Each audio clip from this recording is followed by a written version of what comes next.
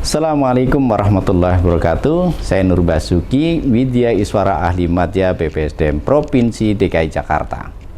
Kita berjumpa kembali untuk membahas pengadaan barang atau jasa pemerintah secara swakelola. Topik kita kali ini adalah perencanaan swakelola. Setelah menonton video ini, Anda diharapkan dapat menjelaskan ketentuan-ketentuan perencanaan swakelola secara benar. Bagaimana perencanaan swakelola yang benar? Simak penjelasan berikut ini.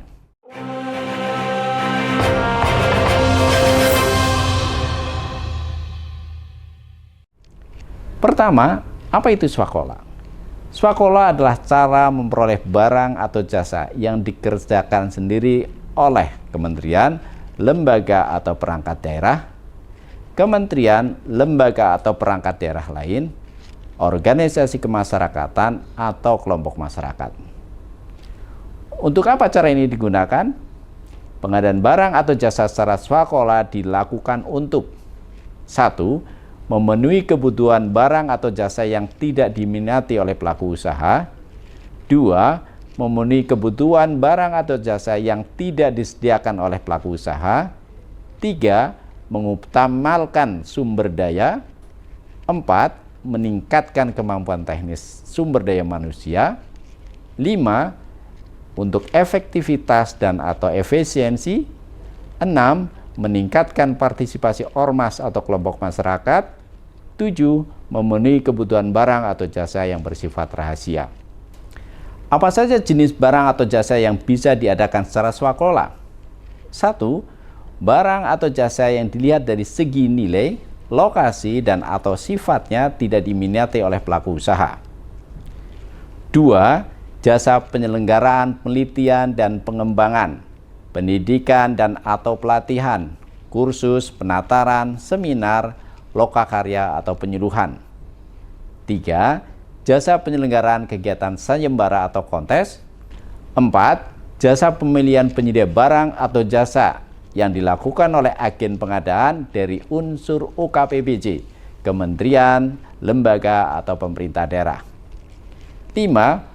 Barang atau jasa yang dihasilkan oleh usaha ekonomi kreatif dan budaya dalam negeri untuk kegiatan pengadaan festival, parade seni atau budaya. 6.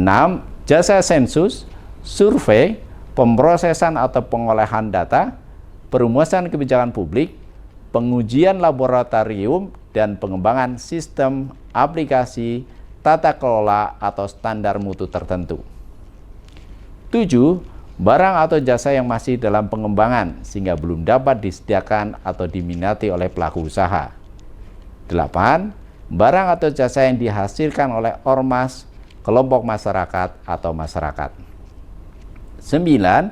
Barang atau jasa yang pelaksanaan pengadaannya memerlukan partisipasi masyarakat, baik itu pembangunan fisik maupun non-fisik. 10. Barang atau jasa yang bersifat rahasia dan mampu dilakukan oleh kementerian, lembaga, atau perangkat daerah yang bersangkutan. Kapan perencanaan pengadaan melalui swakelola dilakukan?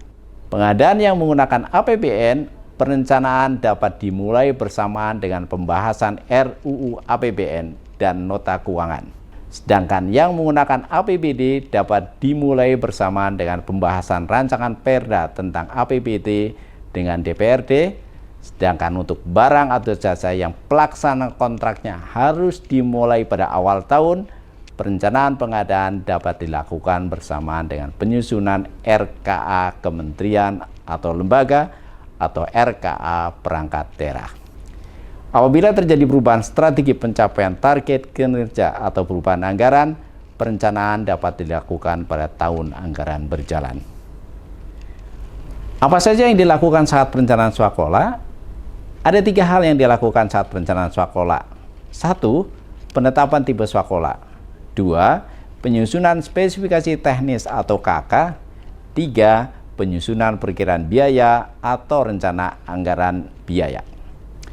Hasil perencanaan swakelola ini kemudian dihimpun dalam dokumen rencana umum pengadaan bersama dengan hasil perencanaan pengadaan melalui penyedia. Bagaimanakah swakelola dilakukan? Maka ada 4 tipe yang bisa dipilih.